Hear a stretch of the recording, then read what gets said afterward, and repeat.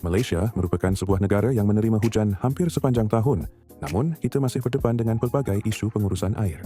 Hal ini menimbulkan persoalan, mengapa masalah ini masih berlarutan? Sedangkan sumber air kita kelihatan mencukupi, salah satu isu utama ialah kadar non-revenue water atau NRW yang masih tinggi. NRW merujuk kepada jumlah air yang hilang sebelum sampai kepada pengguna akibat paip lama, kebocoran, sambungan haram, dan bacaan meter yang tidak tepat. Di beberapa negeri, kadar NR boleh melebihi 30%, yang bermaksud hampir 1/3 daripada air terawat tidak pernah digunakan tetapi tetap perlu ditanggung kos pengeluarannya.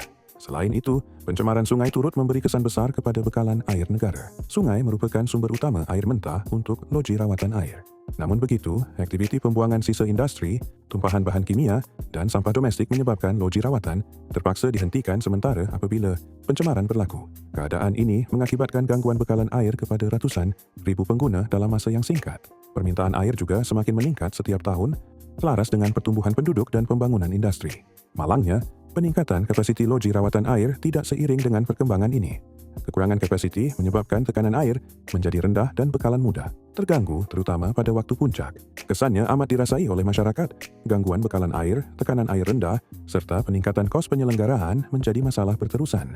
Malah, jika pencemaran berlaku, risiko kesihatan turut meningkat kerana kualiti air terawat boleh terjejas. Bagi menangani masalah ini, beberapa langkah utama sedang diambil. Antaranya ialah penggantian paip lama secara berperingkat untuk mengurangkan kebocoran yang menyumbang kepada NRW. Teknologi pemantauan pintar seperti sensor kebocoran dan sistem IoT juga diperkenalkan untuk mengesan kehilangan air dengan lebih cepat dan tepat. Selain itu, penguatkuasaan terhadap kilang dan individu yang mencemarkan sungai perlu terus diperketatkan bagi memastikan sumber air mentah sentiasa berada dalam keadaan selamat untuk dirawat. Pada masa yang sama, rakyat juga memainkan peranan penting. Amalan penjimatan air dalam kehidupan harian dapat membantu mengurangkan tekanan ke atas sistem bekalan air negara.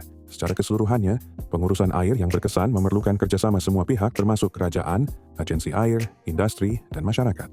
Dengan tindakan yang betul dan kesedaran yang tinggi, Malaysia mampu memastikan bekalan air yang selamat, bersih, dan berterusan untuk generasi masa hadapan.